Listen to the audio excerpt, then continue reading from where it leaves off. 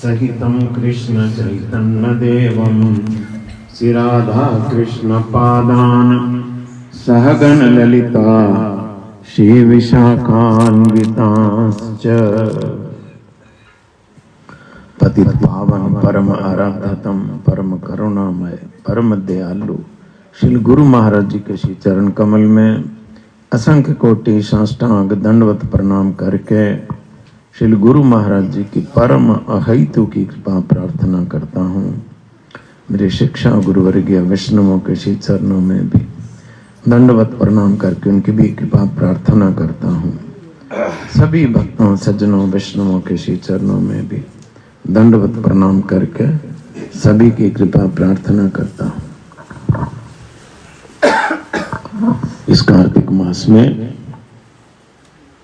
हमारे पूर्व गुरु श्री भक्ति विनोद ठाकुर की जो ग्रंथ है भजन रहस्य, उसको हम प्रॉपरली पाठ नहीं कर पाए हैं, जबकि हमारे गुरु महाराज नित्य प्रति इसी में से पाठ करते थे। सुबह सबके बीच में तो नहीं बोली जा सकती ना बात, इसीलिए यह ग्रंथ उन्हीं के लिए है जो वास्तव में सिंसेरली भजन करना चाहते हैं। तो अभी जो हमने याद किया दूसरा याम कीर्तन, उसका हेडिंग यही है कि साधु संग में अनर्थों की निवृत्ति। साधु संग का मतलब सत्संग। सत्संग के बिना जो अनर्थ हैं वो कभी जाते नहीं हैं, और अनर्थों के गए बिना भजन क्रिया शुरू नहीं होती है। इसके आगे आएगा भजन क्रिया, इसके पहले नहीं है। हम समझते हैं पहले हम भजन क्रिया कर लेंगे, ना, भजन शुरू ही नहीं होता है जब तक अनर्थ ना जाए। जिस लेवल पे अनर्थ जाएंगे उस लेवल पे आगे भजन क्रिया शुरू होगी। उन अनर्थों के बारे में भी हमें पता होना चाहिए कि वे कौन कौन से अनर्थ हैं। उनमें 4 जो अनर्थ हैं हमने सुना पहले, स्वरूप का भ्रम और असत आशा तृष्णा और हृदय दौर्बल्य और अपराध, ये 4 हैं। चारों में भी पहला जो है स्वरूप का भ्रम, उसके बारे में हमने सुना है। स्वरूप के भ्रम 4 प्रकार का स्वरूप भ्रम होता है, उसके बारे में हमने सुना पहले। अभी स्वरूप भ्रम के आगे थोड़ा हम देखें असत आशा तृष्णा क्या होती है और कितने किस्म की होती है। नहीं जाने से होता नहीं, शरीर तक जो भजन है वो शरीर तक ही रह जाता है। अच्छा, याद नहीं है? पहला कौन सा था? दूसरा साधन और तीसरा साध्य और चौथा नहीं याद आया? नहीं बोलेगा कि नहीं याद नहीं है? चौथा भजन विरोधी विषय में भ्रम। याद आ गया? भजन विरोधी विषय में भ्रम। क्या करने से भजन नष्ट हो जाता है? एक ये भी करना ठीक है, ये भी करना ठीक है, इसमें कंफ्यूजन। ये भी कर लो, ये भी कर लो, ये भी ठीक ही है, ये भी तो ठीक ही है, ये भी ठीक ही है, नहीं, कंफ्यूजन, ये भ्रम। जब तक इसमें क्लैरिटी आएगी नहीं तो निष्ठा कैसे आएगी, साधन में प्रगाढ़ता कैसे आएगी, प्राण कैसे आएगा साधन में, जब कंफ्यूजन ही रहेगा। तो ये 4 प्रकार के जो कंफ्यूजन है ये हमने श्रवण किए पहले। अभी असत आशा तृष्णा सेकंड, ये भी 4 तरह की होती है। असत आशा तृष्णा भी 4 तरह की होती है। कौन कौन सी? श्लोक दिया है, मैं हिंदी बोलता हूं उसका। पहले मोटा मोटा असत आशा तृष्णा का अर्थ होता है भगवान को छोड़कर क्योंकि सत्य केवल भगवान है। भगवान को छोड़कर बाकी सभी विषयों में आग्रह, वासना, उसको ही असत, आशा, तृष्णा कहते हैं। 4 प्रकार की कौन कौन सी? फर्स्ट, ऐहिक। ऐहिक का मतलब होते हैं संसार की। ऐहिक का मतलब संसार की। संसार की वस्तुओं के लिए कामना तथा इनकी प्राप्ति के लिए सारा प्रयास। संसार की वस्तुओं के लिए कामना एवं इसके लिए सारा प्रयास। अच्छा, अनेक प्रकार की चेष्टाएं इसके लिए हम करते हैं, तो एनर्जी कहां चली जाती है? सारी इसी में।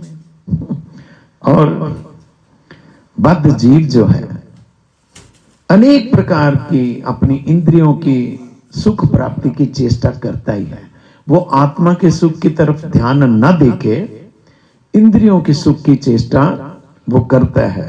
इसलिए इस इंद्रियों की सुख के लिए चेष्टा करने पर जितने वो कर्म करता है, जितना वो फोर्सली लगता है, उतना ही जबरदस्त दुख उसको झेलना पड़ता है। उसका रिजल्ट ये होता है, हमारे गुरु महाराज श्लोक बोलते थे, यहां दिया है, कर्मारण्य आरंभा नाम दुख हत्यै सुखाय च।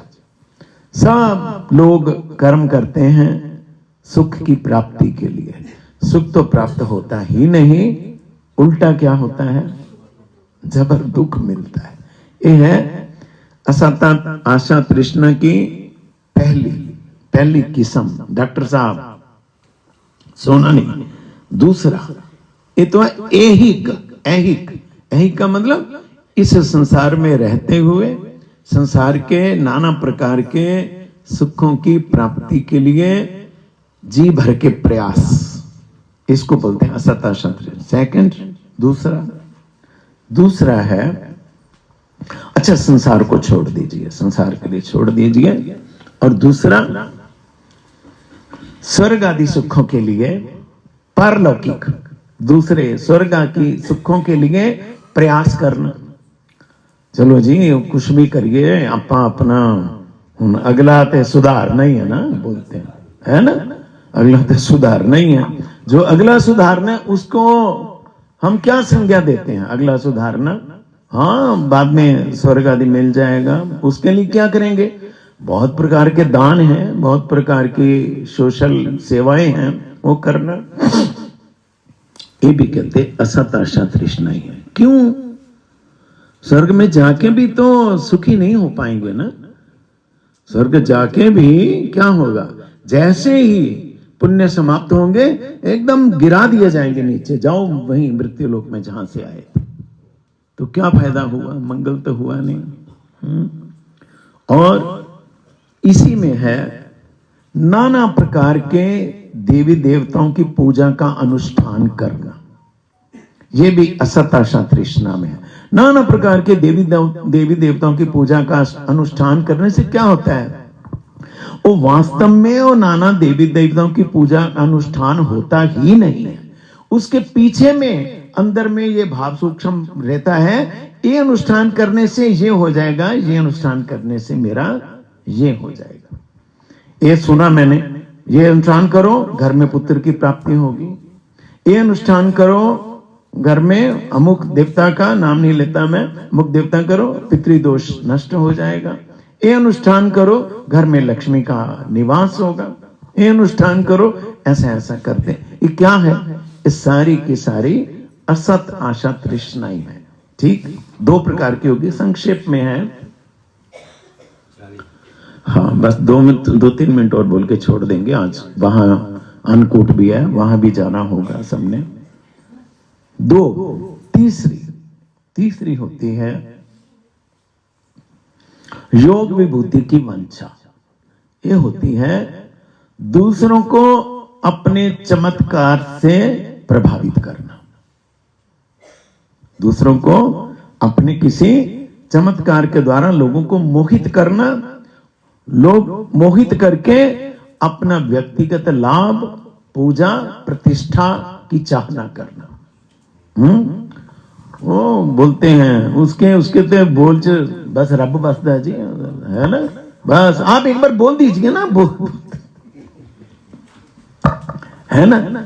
इस प्रकार दूसरों से प्रतिष्ठा लेने की आशा करना, ये भी असत आशा तृष्णा ही है। दूसरों से प्रतिष्ठा लेना, हमारी वाह वाह करिए, हमने आपको ये चमत्कार दिखा दिया।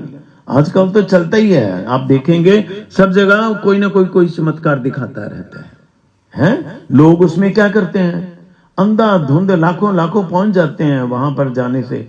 इतनी ऐड आती है, पूरे का पूरा 2-2 पेज ऐड होते हैं। आइए आपके सारे दुख निवारण कर देंगे, ये मंत्र लीजिए, सारे दुख निवारण कर देंगे। बाद में मैं पूछता हूं तो पता चलता है एक एक की पंजीकरण के लिए हजारों हजार रुपए। फिर जहां जाओ आपको ये प्रॉब्लम है, अमुक देवी देवता का आपको मंत्र दे देंगे, आपको अमुक देवता का, आपको अमुक देवता को। इस प्रकार जो आशा है भगवान को छोड़ के दूसरी तरफ ध्यान देना, भगवान पर निर्भर ना करके ऐसी चीजों पर निर्भर करना, चमत्कार आदि पे, ये क्या है, असत आशा तृष्णा तीसरे प्रकार की है। और इसमें जो सिद्धियां हैं अनिमा लगमा सब आ जाती हैं, सब संक्षेप में बोल रहा हूं मैं। और चौथी जो असत आशा तृष्णा है वो है मोक्ष की वांछा, मोक्ष की कामना। हमारा पिंड छूटे बस, इससे बार बार जन्मना, बार बार मरना, हम इससे बचें, क्यों आना बार बार संसार में, इसलिए हमारा छुटकारा हो जाए। मोक्ष की वांछा करना, मोक्ष की वांछा का करने का मतलब है क्या कहा, क्या, असत आशा तृष्णा। हाँ ठीक, असत आशा तृष्णा चौथी प्रकार की। मोक्ष की वांछा का मतलब होता है हम इस जन्म मरण के चक्कर से मुक्त हो जाएं। इसमें भी अपनी ही स्वार्थ है, भगवान की सेवा के लिए इसमें क्या है।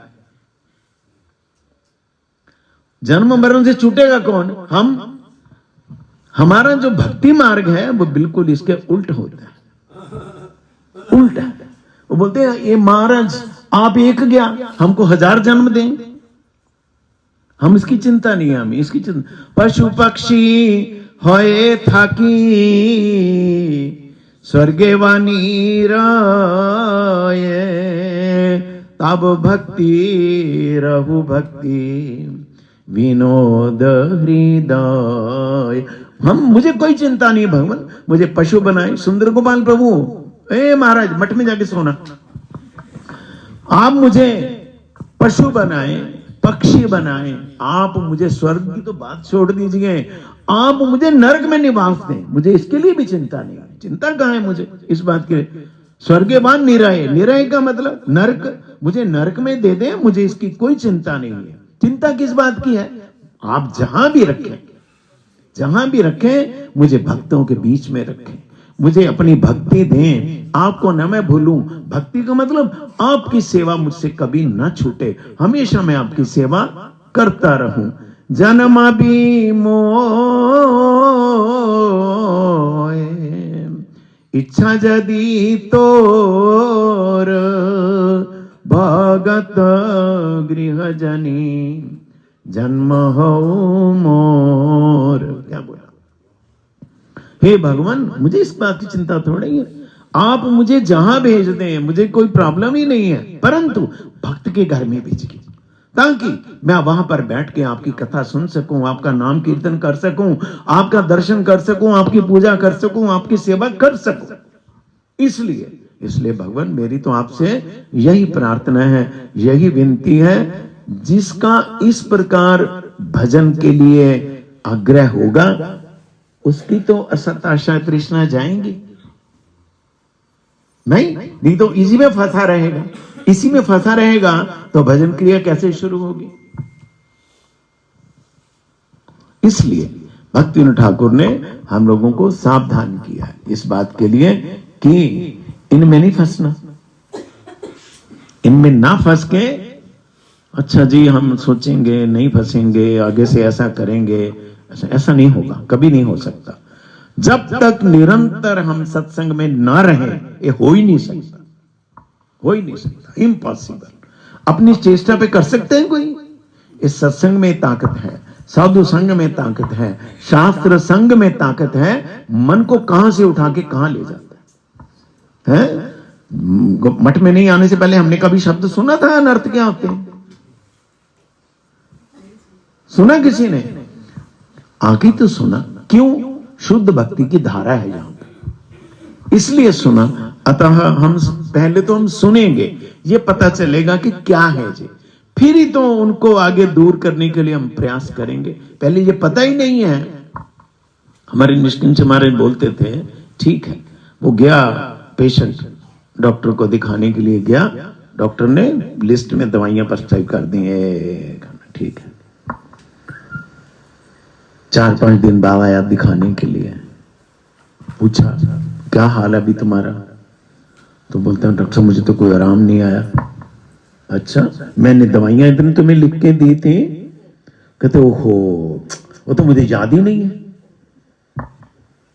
दवाइयां नाम ही याद नहीं है तो खानी क्या है? कौन सी दवाई है, दवाई के बारे में ही नहीं पता है तो खाएगा क्या? उसमें कहता मेरा तो कंफ्यूजन है, मुझे ध्यान ही नहीं रहा आपने जो जो दवाइयां लिखी कौन सी खानी थी कौन सी नहीं खानी थी, क्या करना था क्या नहीं करना था। हो जाएगा, ठीक हो जाएगा वो। इसलिए हमको जो सीखना ही पड़ेगा।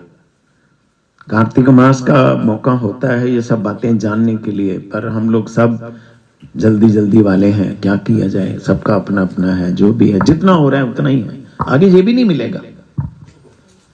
अभी जितना मिल रहा है, जितना हम लोगों को गुरुजी के सामने में मिल गया, ये ठीक है, हमने उसका फायदा नहीं उठाया, हमने ध्यान नहीं दिया, वो अलग बात है, परंतु उनकी फिर भी एक छाप है, छाप है, गुरु की छाप है एक। ऐसे गुरुजी करते थे, ऐसे करते थे।